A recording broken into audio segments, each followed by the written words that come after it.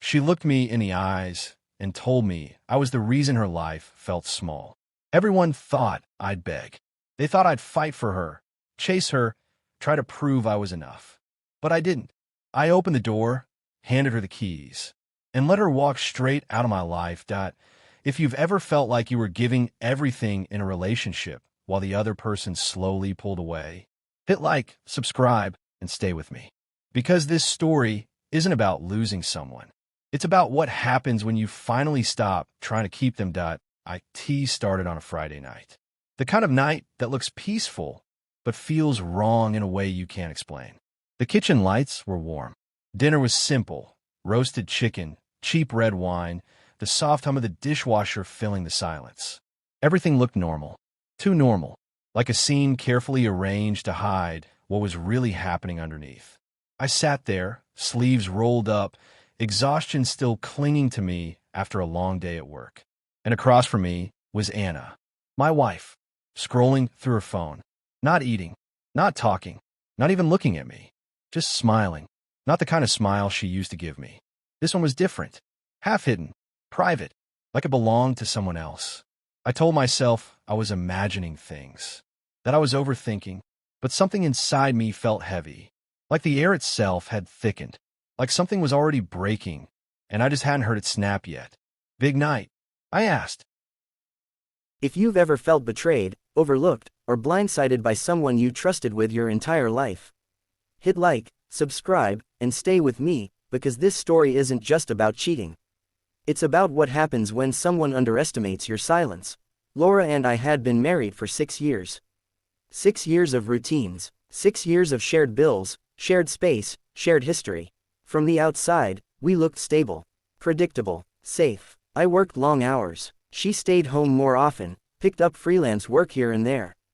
Our life had rhythm: wake up, coffee, quick kiss, work, text during the day, dinner, Netflix, sleep, repeat. It wasn't exciting, but it was comfortable. At least, I thought it was. Looking back, the changes didn't come all at once. They never do. They slip in quietly. Laura started going to the gym more. New clothes, new routines, new passwords on her phone. Just trying to feel better about myself, she said once, smiling.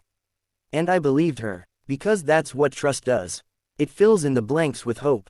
Then came the distance. Not physical, emotional. She'd sit next to me, but feel miles away. Laugh at texts she wouldn't show me. Turn her phone slightly when I walked past. Work stuff, she'd say. I didn't push, because in marriage, you don't want to be that person. The suspicious one, the paranoid one, the one who doesn't trust. So I stayed quiet, and she got more comfortable. There's a kind of silence that doesn't come from peace. It comes from realization. The moment my phone lit up, my marriage didn't explode. It collapsed quietly. No shouting, no accusations, no tears, just one message: a man just walked into your wife's apartment. And in that moment, I didn't panic. I got quiet. And when I get quiet, people don't realize it's already over. I was in Dallas. Conference room, quarterly projections, fake smiles and forced attention. Then my phone lit up. A message from someone I barely knew. Kara, a neighbor I'd spoken to maybe 3 times. A huge guy just walked into your wife's apartment. I stared at the screen. Read it again, and again. My chest didn't tighten. My hands didn't shake. Instead, everything slowed down. Then came another message. He's still there. Black Dodge. Visitor parking. That's when something shifted. Not panic. Not anger. Clarity. I stood up. Walked out of the meeting. Didn't say a word. And started driving. 3 hours on the road. No music. No calls. Just thoughts rearranging themselves. Late nights. Gym sessions. That smile that felt rehearsed.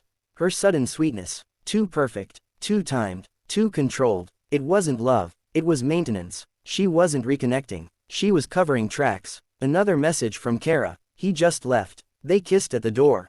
That line didn't break me. It confirmed everything. And confirmation is colder than shock. You're overthinking, she told me once. It's not a big deal.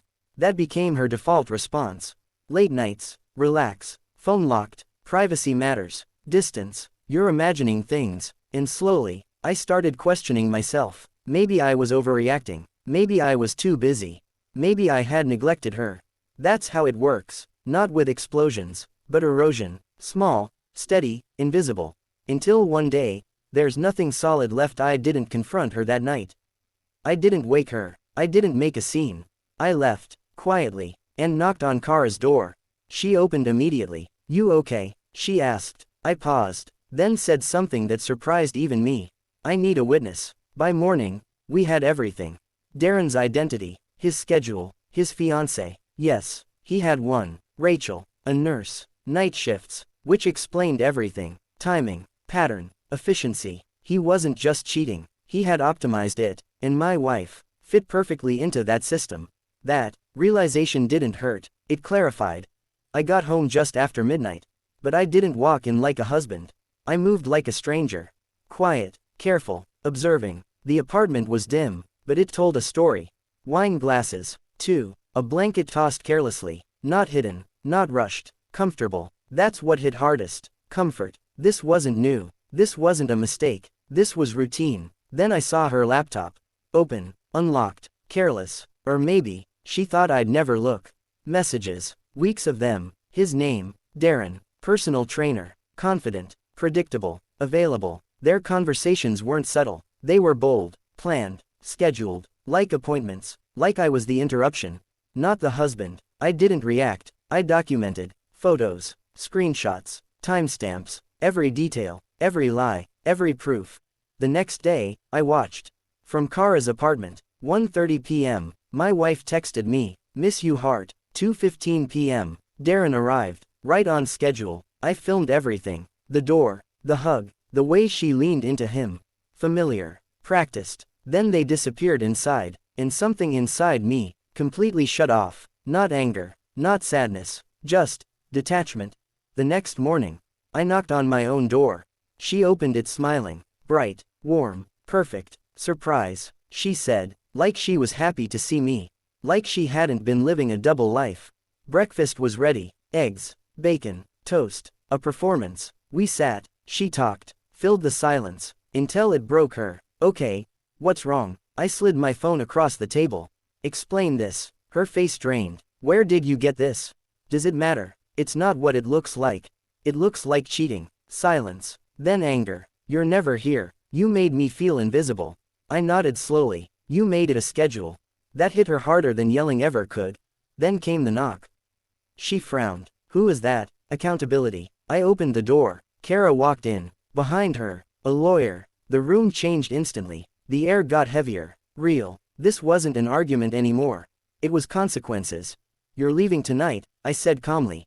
"Tomorrow, divorce papers." "You can't do that." I turned my phone toward her. An email draft, addressed to Rachel, with everything attached. "Should I send this now, or after you pack?" Silence. Then defeat. "Fine." She packed. Angry. Bitter. Broken. At the door, she snapped. "He's twice the man you'll ever be." I smiled slightly. "Then you should warn his fiancée." She froze. And left. The silence that followed was different. Not empty. Clean. I sent the email. 3 hours later. "Thank you. The wedding is off." That was it. No drama. No revenge. Just truth. Doing what truth does. The divorce was quick. Quiet. Final. I didn't fight. Didn't chase. Didn't care. Because I had already left, mentally. Months ago. I just didn't realize it. And somewhere in that process, Kara stayed. Coffee in the mornings. Conversations without tension. Presence without performance. No lies. No guessing. Just honesty. 6 months later, I felt something I hadn't felt in years. Peace. And peace is something dangerous. It makes you brave. So I asked her. No grand speech. No dramatic setup. Just truth. She said yes, laughing through tears. "Crazy how this started," she said. "Just one message. Marriage isn't about grand gestures. It's about consistency, respect, truth. And when those disappear, no amount of pretending can save it. You can't rebuild something someone keeps setting on fire. And sometimes, the strongest thing you can do is walk away quietly." If this story hit you in any way, hit like, subscribe, and tell me in the comments. What would you have done? Would you confront immediately, or stay silent and gather the truth? Because sometimes, the loudest ending comes from the quietest decision.